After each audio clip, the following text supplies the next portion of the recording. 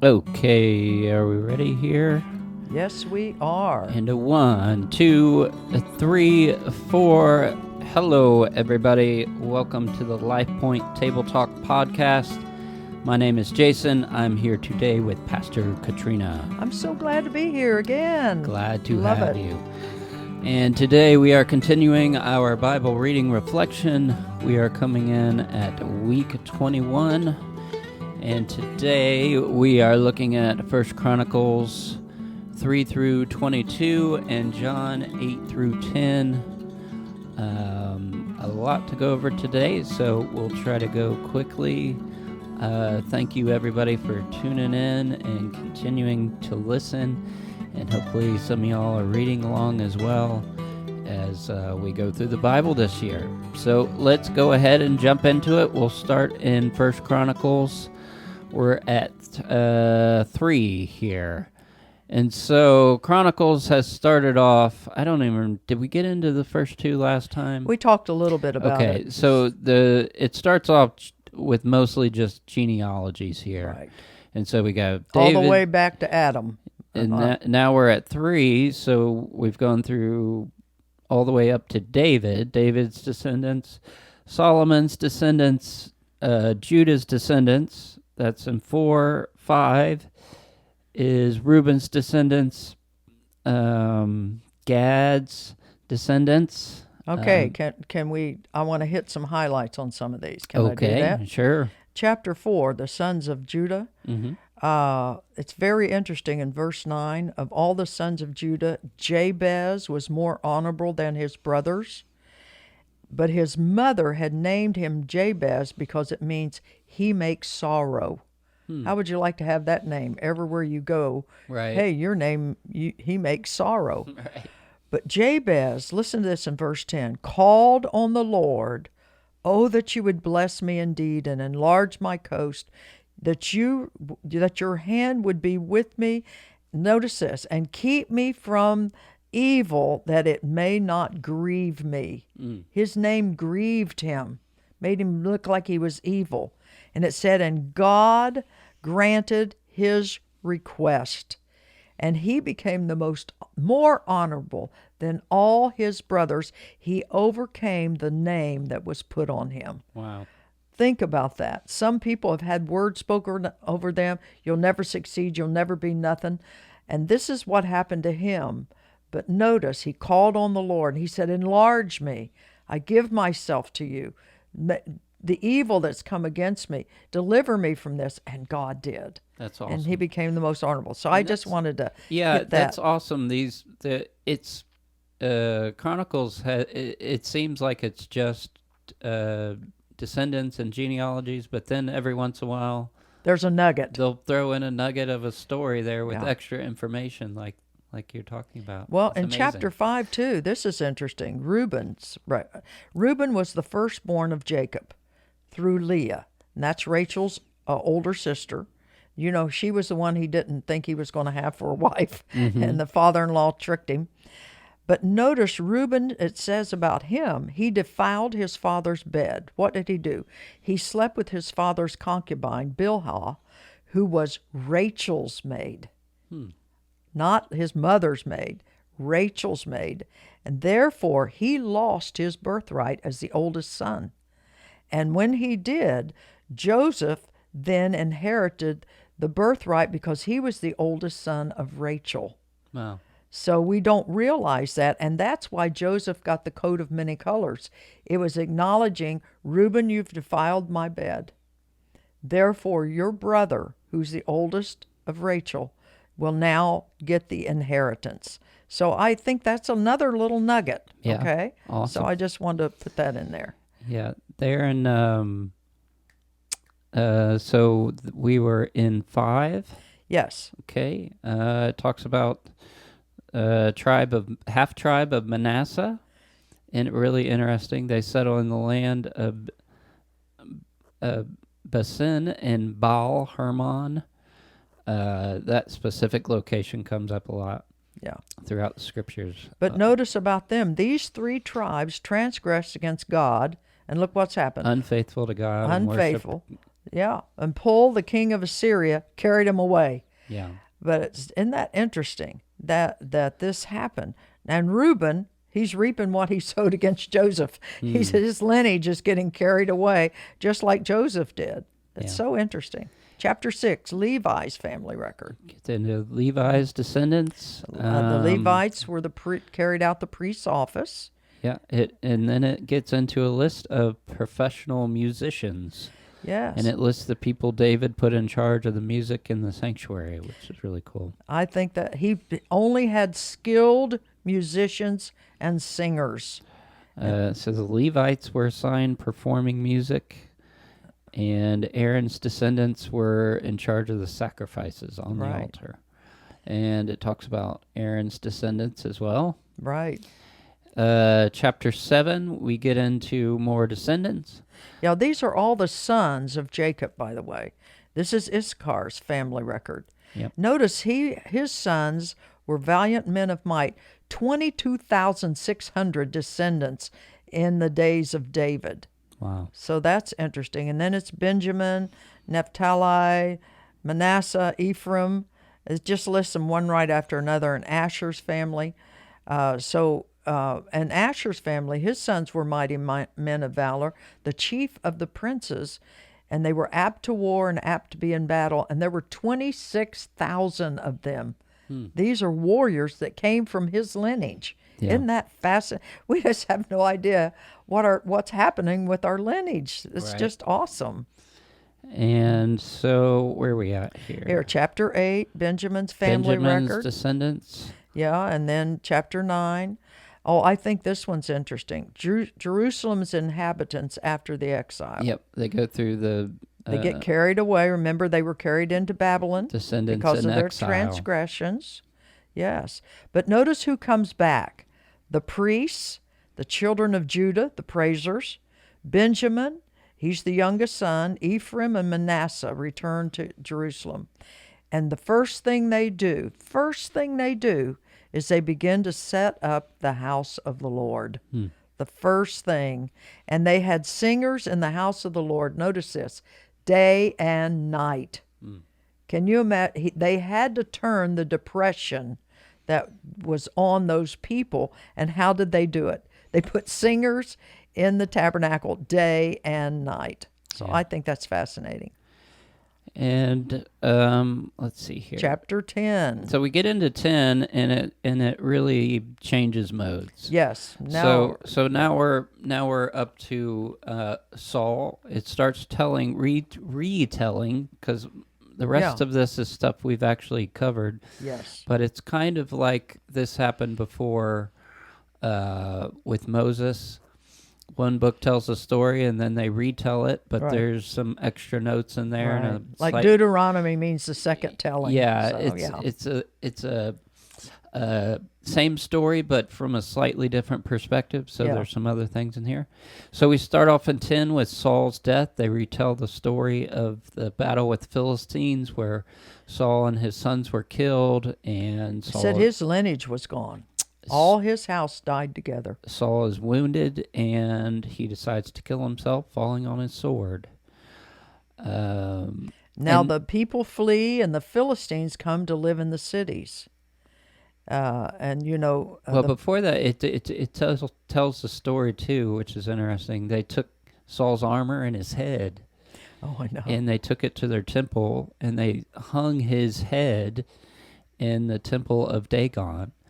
And the residents of Jabesh Gilead, they hear about this, and they're so upset that they go and rescue his body and his armor and his sons, and take them and bury them the right way. That which shows was you really amazing. Yeah, and David actually honors them beyond the grave. He tells his son to remember these guys. Yep, absolutely. So, pretty amazing. Yeah. 11, we get into David becoming king. Yeah. It talks about how he became king. He's anointed. He captures covenant. the city of Zion. They even call it the city of David. Yeah, Jerusalem becomes the city of David. And notice it lists 3 of his mighty men. and one of them killed 300 men at one time. One man killed 300. Yeah. There had to be an anointing on him. Yeah. And David was talking about he was thirsty, and these three men broke through the enemy lines to bring him fresh water. Yeah. And he said, I can't drink this. And he poured it out as an offering to the Lord. Yeah. And it talks about these three, the translation I was reading called them 3 elite warriors. One of them killed a lion. One of them killed an Egyptian that was 7.5 feet tall. And those men were like 5'4" or 5. They weren't big, tall men. And it lists David's mighty warriors. Yeah. Chapter 12, we get into his personal army, David's personal army. These are the ones listed when David was fleeing from Saul. Mm-hmm. It kind of goes in and out of the story. Yeah, well, it lists the people who joined him when he was in Ziklag. He was hiding from Saul. Saul had banished him, and people came and supported him. Yeah. Different tribesmen. And listen to these mighty men. They could use the right or left hand. Their faces were like lions. I think they must have had big beards. And they were swift as roes, swift as deer. But notice all of them, they start coming. First one that comes is Benjamin, his younger brother, the youngest. Benjamin, and Judah, the praise. And it's interesting, too, because it talks about how they made a treaty, and the treaty was empowered by the Spirit. Literally. Yes, absolutely. It wasn't... They are of one heart. Yeah, there was something extra going on here that helped these treaties happen, that this group got together. I think this is interesting. It said these were men of war, famous. Now notice what it said about them. They had understanding of the times to know what Israel was to do. And boy, if we ever need that today... We need men, leaders, who have understanding of the times that know what this nation is to do. Yeah. And they could keep rank. They were of one heart to make David king over Israel. So there was joy in Israel because of the unity. Well, that chapter ends 12 there. There's a long list of warriors and officers, and it says Israel celebrated when David became king. Absolutely. 13 gets into when David decides to bring the ark to Jerusalem. Fascinating story. And he says he wants to do it because no one sought God's will during Saul's reign. But it's very interesting. Even though he consults with the leaders and the priests and the Levites and everybody agrees to do it, they put it on a new cart, which was never God's plan. It was to go on the shoulders of the priests. Yeah. So God had already told them what to do, but in their excitement, they didn't do it the right way. They're pulling it along, and the ox stumbles, and a person named Uzzah reaches out to steady it, and he dies. Right. And it says God was angry. Yeah. And it says David was afraid and mad that this happened. Yeah. And so they leave it. They leave it there at Obed-Edom's house. And they don't bring it on in. But what they do find out is Obed's family and house and everything that belongs to him gets blessed. Yeah. Because it's there. So isn't that amazing? It's really interesting, this powerful ark. I don't really know totally it's mysterious to me. Some people get it and they get zapped. Yeah. Or it curses their people, and some people get it and they you always get think blessed. of Indiana Jones, don't you? Yeah, it might melt your face off. Yeah. It's kind of radioactive. Then chapter 14, David prospers. He becomes recognized as king. The king of Tyre recognizes him, that God has confirmed him king, and the kingdom becomes very blessed and lifted up, and David is a warrior, and he defeats the Philistines. Yep, it retells the story where all the Philistines, when David becomes king, they all come together to take him out. Yeah. They've joined forces, and so he goes out, he prays, first of all. God says, go and you'll win. And it says God used David as his instrument to defeat these people. And then there's another battle they regroup and come back and fight again, and that's a really cool one where God tells them to wait till he hears the sound of marching in the trees. Right. Because that means God is going before him to strike them down. Isn't that beautiful? Amazing. That is so beautiful. And of course, David becomes very famous for the Lord brought the fear of him upon all the nations. Yeah. And so 15. David decides to try again. He makes a tent in Jerusalem for the ark. He gathers all of Aaron's descendants and Levi's descendants, and he says, "We're going to do this right." Yeah. And so he learned his lesson. them how to do it properly, and so they decide. And he says, "No one is to carry the ark but the Levites, for they are the ones chosen by God." And it's amazing. I mean, this is one of those. There's so much you want to see, but I wish I could be here for this. They're making sacrifices while they go along, and he has the musicians playing and singing loudly in front of them as they go. Can you imagine that? Oh my gosh. Amazing. Oh, amazing, amazing. And so it says... And David danced and played the harp. Can you imagine a king dancing and playing a harp? Yeah. Oh my It goodness. was him and thousands of people joining in this procession. They could see his heart for God. And they're making these sacrifices as they go along. David is wearing a linen robe, it says, and a linen ephod. So he's kind of has the priestly dress on there. And so they all come together. It says all Israel brings the ark together, shouting, blowing trumpets, sounding cymbals, playing stringed instruments. As the ark enters Jerusalem, David is jumping and celebrating. And one book says he danced with all his might. Yeah. And in Micah, his Saul's daughter that Saul had given him, saw David doing this, and she despised him in his heart, in her heart. And it says that because of that, she never had children. Yeah. There was never a descendant in David's line from her. Yeah. Very interesting. Yeah, it is. Well, we're chapter 16. The ark is now in Jerusalem. Yep. They've got it in the tent he had prepared. They are offering Did it the right way. Offerings, and David pronounces a blessing over the people in the Lord's name. He gives out food to everyone. It's a huge celebration. They sing hymns and play music.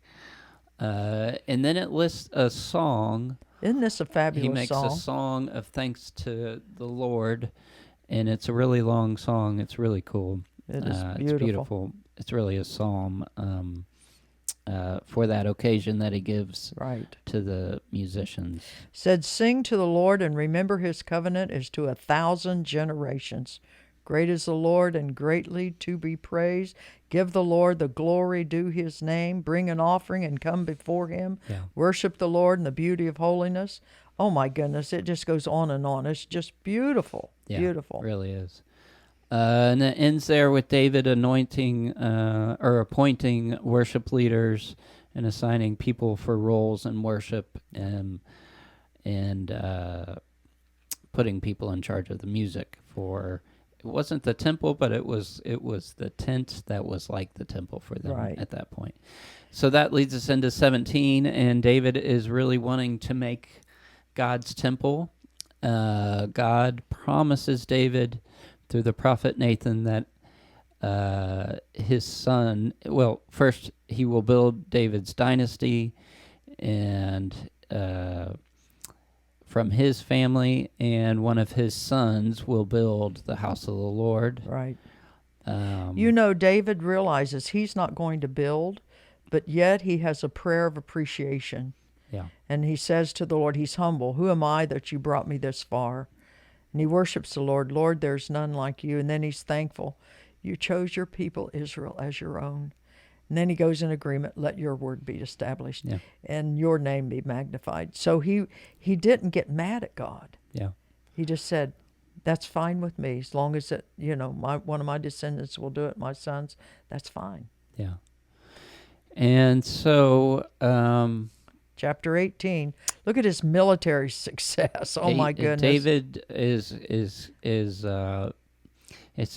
he's basically conquering the whole area there. He defeats the Philistines, the Moabites, Syrians. It tells a story how he conquers King Hadadezer. I know what names. But he's taking all the plunder and bringing it back to Jerusalem. Right, and the Syrians, he makes them servants. I mean, boy, he's just really taking over the kingdom. Yeah, and it specifically says later Solomon will use this, what David is getting in this plunder for the temple. Right. And I love this. It said David executed judgment and justice. And it goes on to say, and his sons were chief about him. He kept his family close. Yeah. This was training for them. It really was. Then chapter 19, here we have more war. Israel defeats the Ammonites and the Syrians. But this is a fascinating story, and I think we did this one before. Mm-hmm. He wanted to show kindness to Hukanah, the son of Nahash, king of Ammon, right, because he had been kind to him. So he sends messengers. His father had died. Nahash had died. And so David sends regards to the son, and they disrespect his messengers. Mm-hmm. And boy, that was not the right thing to do. And when they realize David is angry, instead of apologizing and saying, I didn't know, they hire horsemen from Mesopotamia to out of Syria to come against David. Mm-hmm. Fights him instead of just apologizing. Right. And that starts off a whole war. It does. And all they needed to do was apologize. And so David's mad. He's going to go to war with them. They find out, and they hire a whole army to come help him. So it turns into a whole huge thing. Yeah. And it ends up, the Syrians become servants of King David. So they didn't, and they said they will never help Ammon again. So all they needed here was some respect. Yeah. It meant a lot. And so it goes through a long story of the battles with them and how David eventually defeats them. And there's kind of two rounds of it. Later on in 20, David has Joab lead Israel to finally totally defeat the Ammonites. Right. And that's where he takes their king's crown and wears it. Yeah. Gives details. He had this big crazy crown he was wearing. Then they kill some giants. Yep. It lists battles 6 with fingers the and Philistines. 6 toes. Talks about the sons of Raphaim, descendants of Raphaim.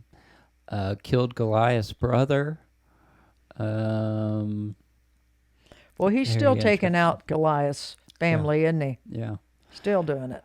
21 gets into the story where it's talking about, it's a strange one. David counts the people. He counts his warriors. And you know why God got angry at this? Is because it showed David was depending on the people, not God. Yeah. If God could use Gideon in 300, God can use David and no matter how many men he's got. And it specifically says an adversary incited him to do this. Right, tempted him. And it's interesting, I was reading a little bit on this. It could have been that David was either scared and not trusting the Lord because they had enemies hostile to them coming, so he counted to want to see what they had instead of asking God. Or it was pride. Yeah, one of the two. Somehow, this action made God angry, and he knew it. He knew Joab tried to tell him not to do it. He said, "Why would the Lord require you to do such a thing and cause a trespass? Yeah. Don't do it, David." So it doesn't seem super clear to me, but obviously it was clear to them. He was doing something he shouldn't have been doing. You're right. So he repents, and God says, I'm going to bring judgment. You have 3 choices, 3 years of famine, or 3 months being chased by your enemies, or 3 days of plague. David chooses the plague, and 70,000 men die. And this is a credible story. He literally sees the angel. Right. and the angel's putting out his sword, and This is an armed people angel. are dying, and David repents, and he asks God to punish him instead of the people. So what of these people? That's not their fault. It's mine. Yeah, it's Let me amazing. take that punishment. And God calls the angel off. Yep. And David builds an altar there, makes sacrifices. God accepts it, and he calls it off. Right. 22, we get into David is planning construction for the temple. Yeah. This is pretty amazing.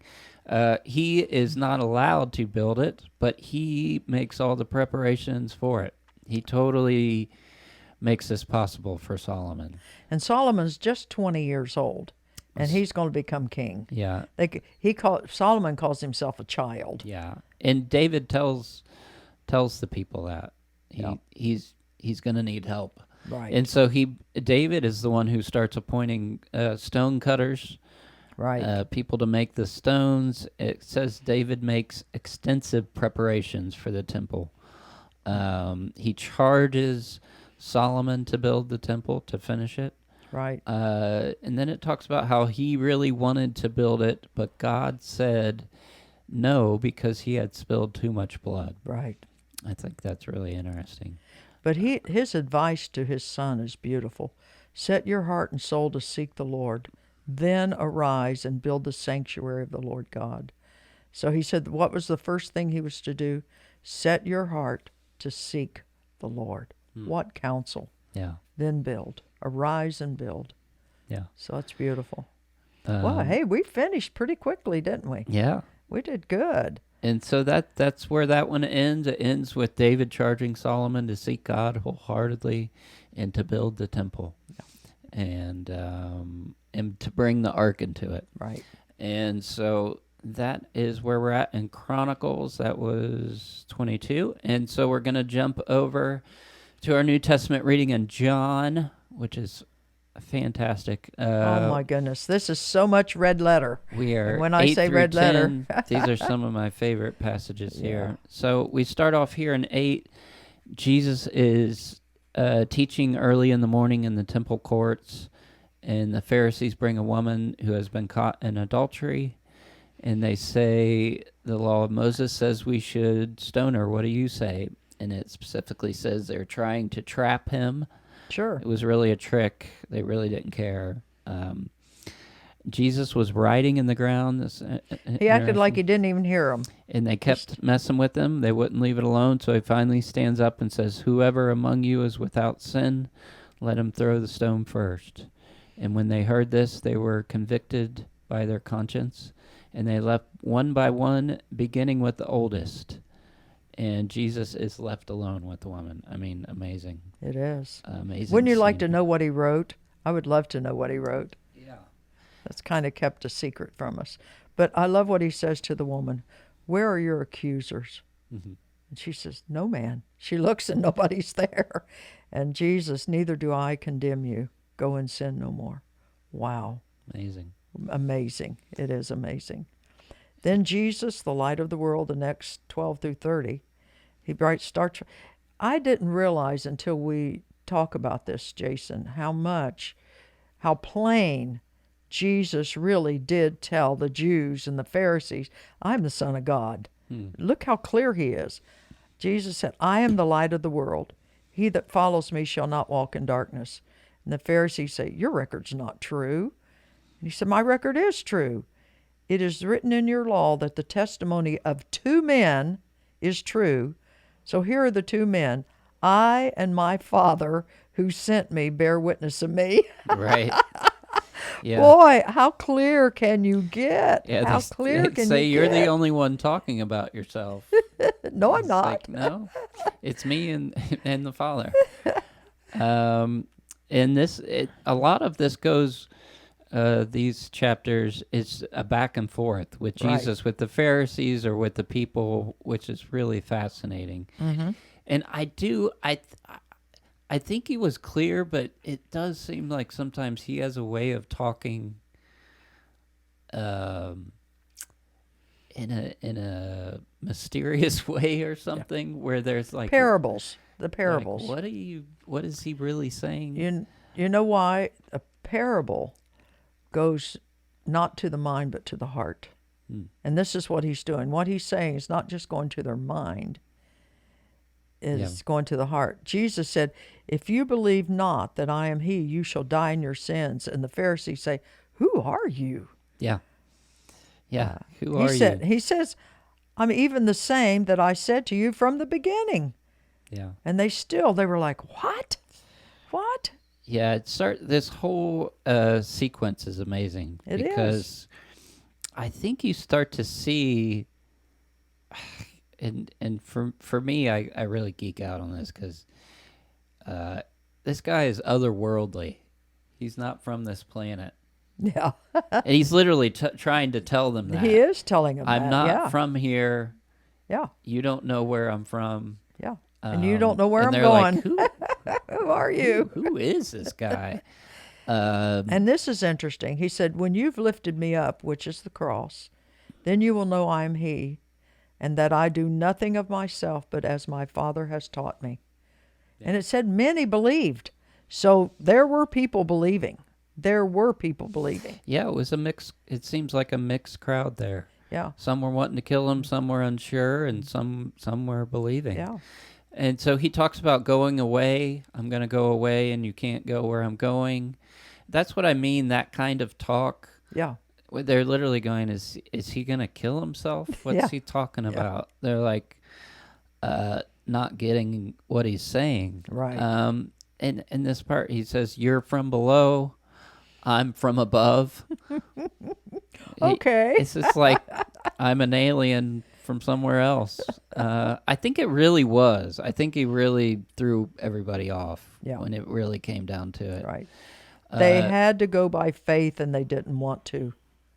They didn't want to believe the Father had sent the Messiah. Yeah. That's the whole point.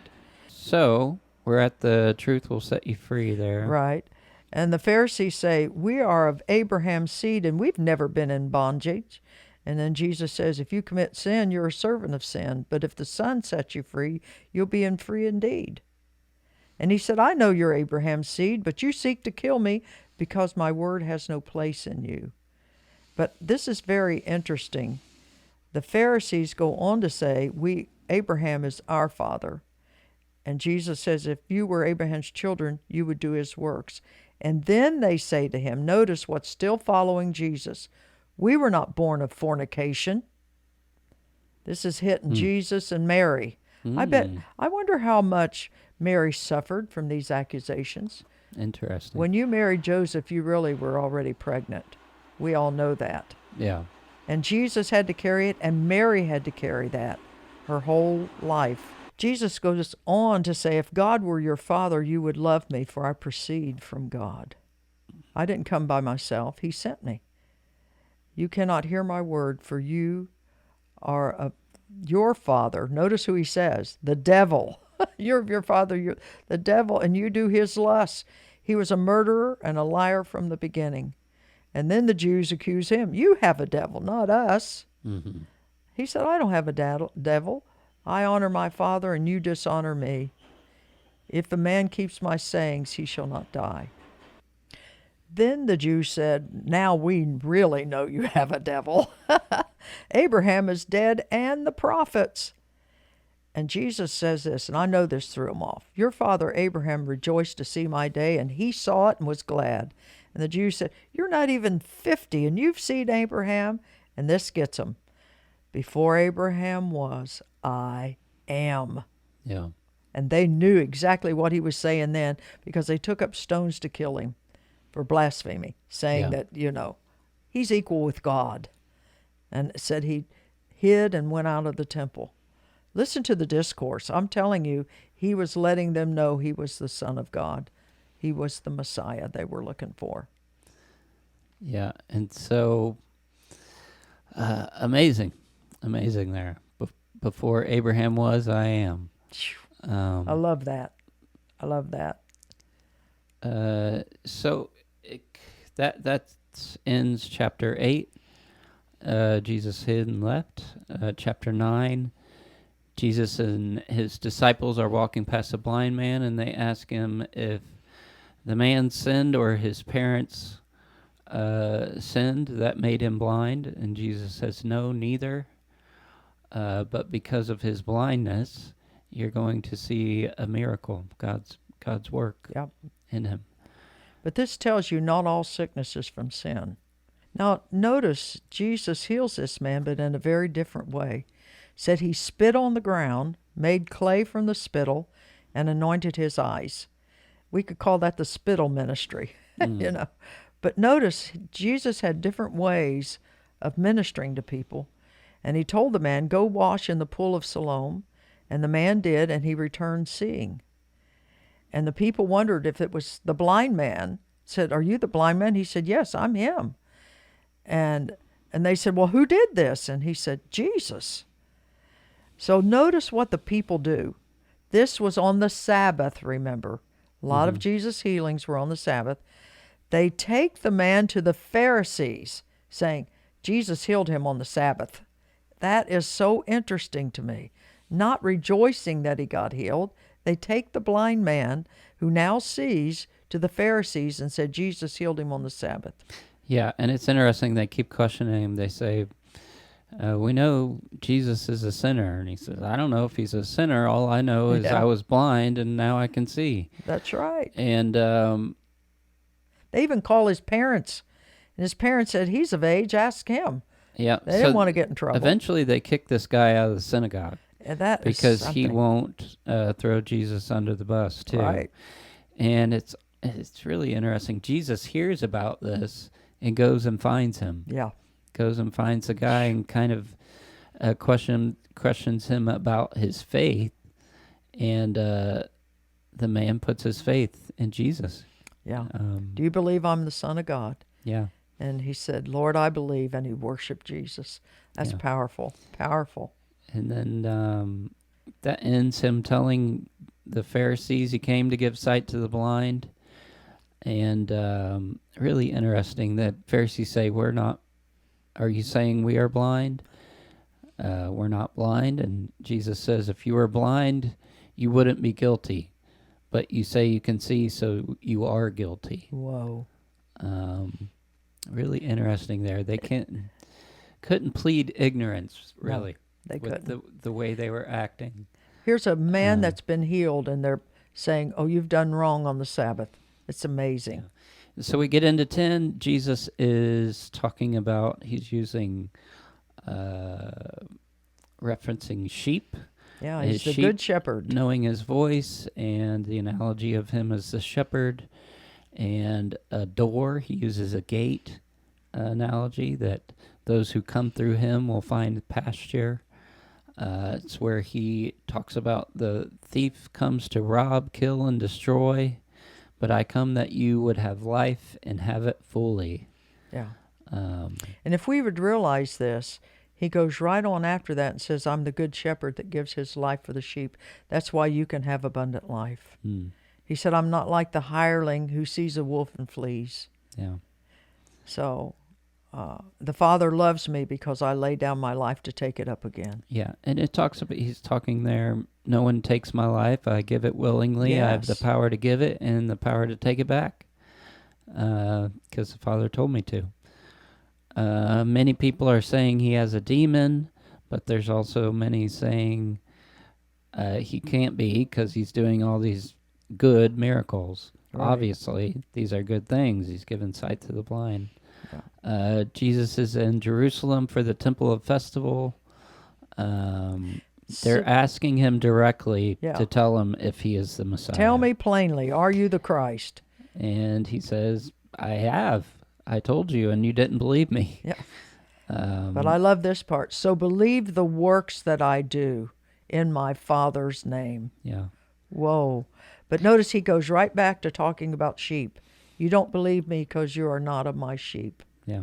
My sheep hear my voice. Wow. And they get stones to kill him. Again. And he says, which good thing are you going to kill me for? Ooh, I love that. Which healing? Which miracle? Yeah. Yeah. And they say, because you're claiming to be God. You're blaspheming. And it's really interesting. He quotes I believe it's in Psalm. Psalm 82:6. Yeah. He says, well, your own scriptures say you are God's. Yeah. You can't argue with the scriptures. I do what the Father does, and me and the Father are one. And again, Jesus has to escape Yeah. because they're going to arrest him. But it ends there saying, many followed him and put their faith in him. Right. So amazing. And it's interesting. He went to where John baptized. Yeah. And it said, John didn't do any miracles, but what he spoke about Jesus was true. Yeah. And so many believed on Jesus there at that place where he was baptized. Amazing, amazing. John has so many great details in there.